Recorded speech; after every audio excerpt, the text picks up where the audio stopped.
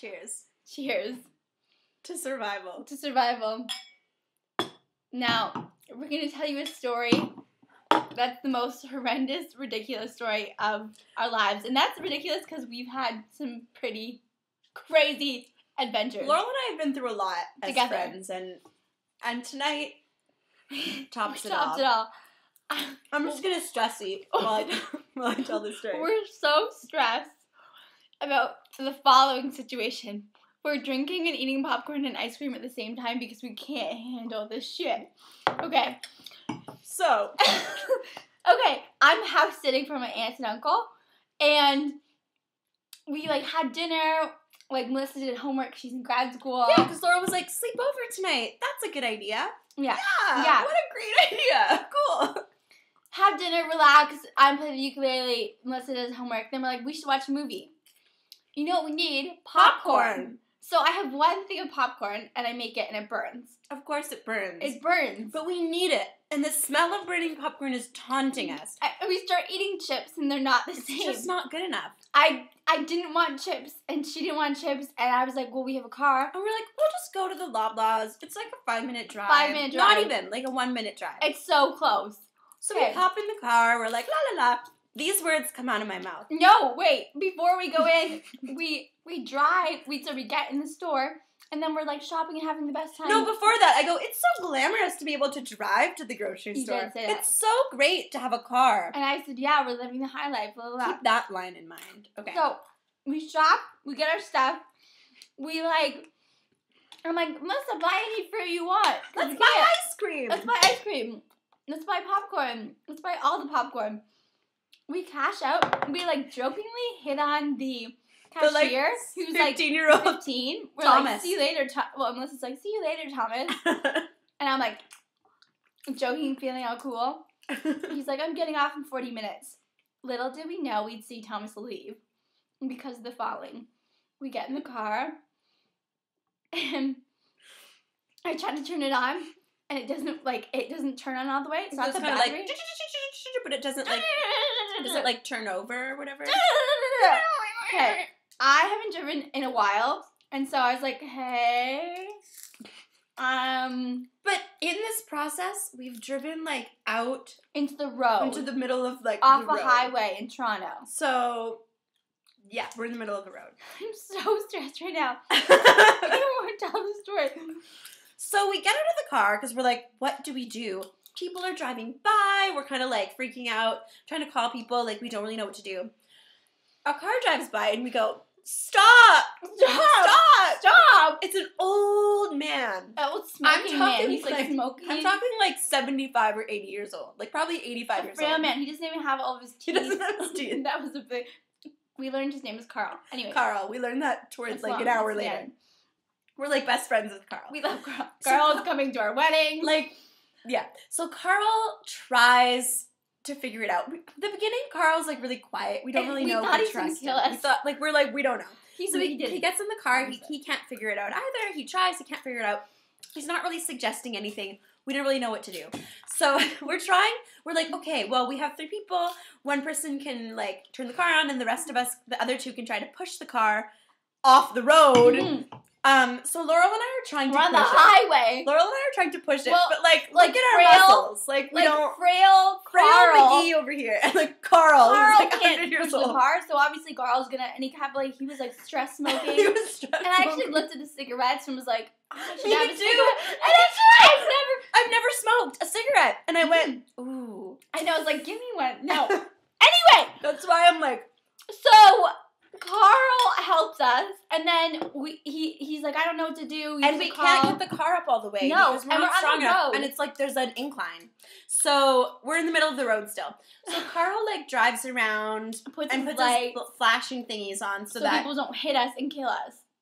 Because it was a for real concern. Yes. So then Laurel is I'll go find someone else to help us. So I go and run and find this father figure and his daughter. Who's a teenage, she's kind of on her cell phone being God, I need to help these people. She's so should I just go to the car then?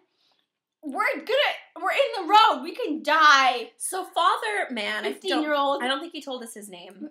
Hugh. I found out later. He was not helpful in the sense that Hugh was like supposed to be this, fatherly figure. No. Huh. And he wasn't. And like I was just like, hey, what's the next step? What's the next step?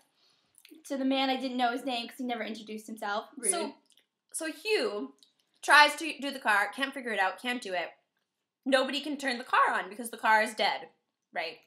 So we're like freaking out. Hugh's like, call CAA on the phone. CAA. Hey, CAA. Hey, CAA. That's what. Oh, hey, it's CAA here. It was a girl. How can I help you? Hi. My car is broken down. And I don't know what to do. And it's my aunt and uncle's car. And I'm house sitting. Do you have a CAA membership? No. Sorry, he can't help you. You're gonna have to buy one if you want. With a credit card online. With a credit card online. What? What do you? I don't have a membership. Maybe my aunt and uncle do. It doesn't matter. No, it doesn't matter because it's only if you have it. If you have a membership. So suck my dick. Sorry. Yeah, and I was like, what?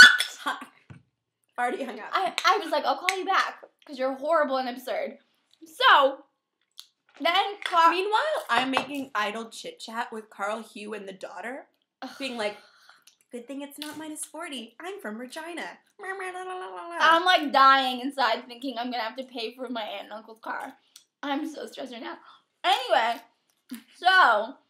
This is like a 7-minute video. That's fine. You don't need to know this. So, I call, what do we call, they're like, call the police. No! So, did we tell the part about them? Okay. So then shit gets real. You know what happens? So these people we stopped to help us. The dad is trying to help us by starting the car, looking at the car. He gets out. He gets in. We're like, let's push the car out of the road. Let's get in the car. Try to open the door. Oh. Do you have the keys? No, do you have the... Oh, no. Papa, helpful guy. Oh, no. Whoops. I don't have the keys. He locked the keys. He locked the keys in the car. Somehow the car is locked. He locked the keys in the car. He locked the keys in the car. Meanwhile, daughter is like... She's like on her front. She's like, do they have a coat hanger? Like, she said, maybe we have a coat hanger. We're at Loblaws. Oh, yeah, I got a coat hanger right here. No, duh, obviously not.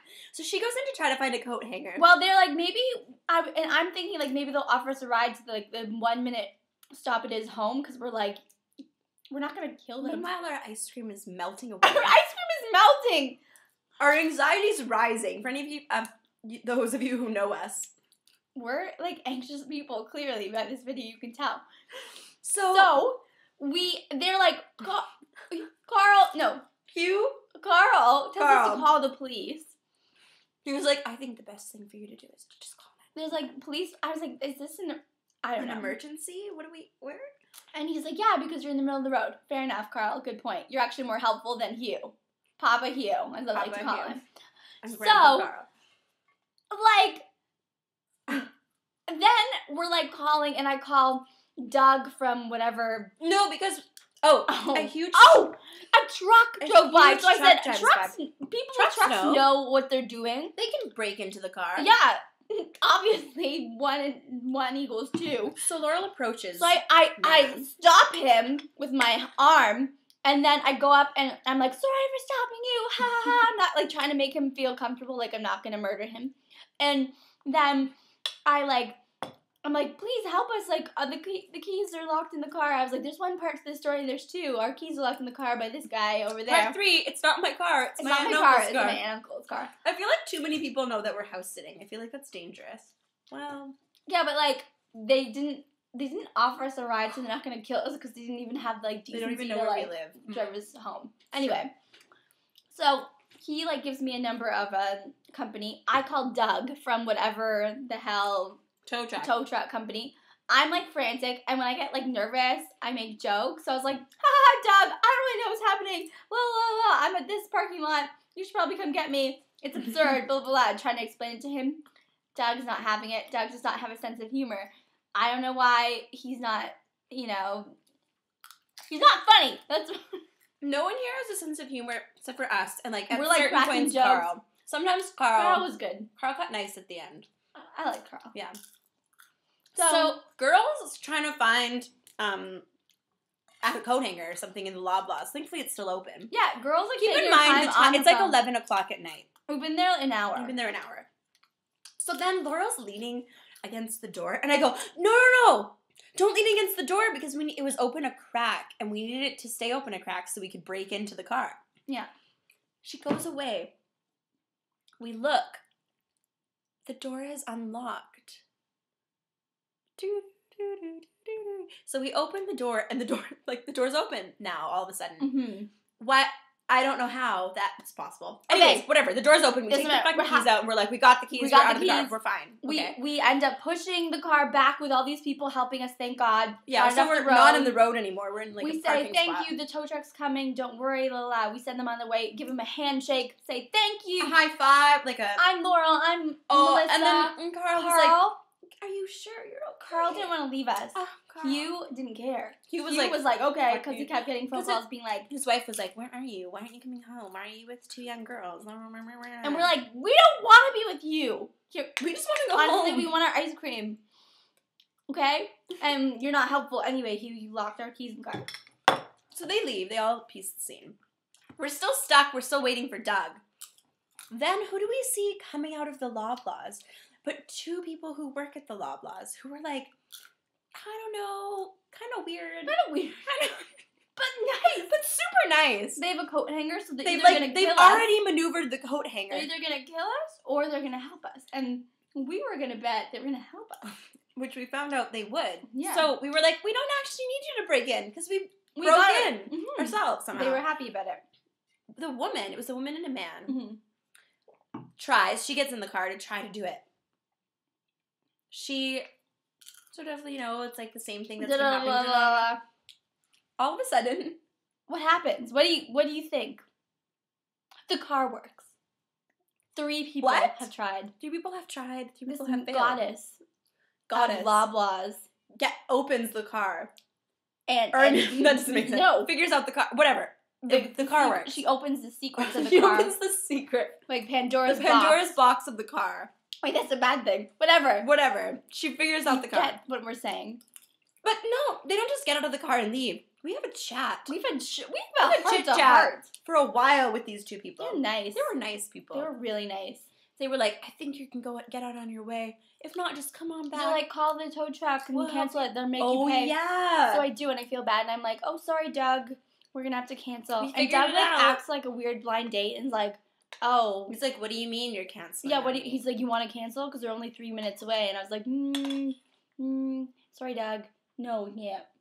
And he hung up on me. And the guy was like, don't worry about it. He doesn't know your information. Yeah, so we drove away. After we said goodbye, and the car was running, we got home. Here we are. And we ate some ice cream. We're stress eating. I'm drinking. Because... And crying. Yeah, we're going to cry later and watch a terrible movie, because...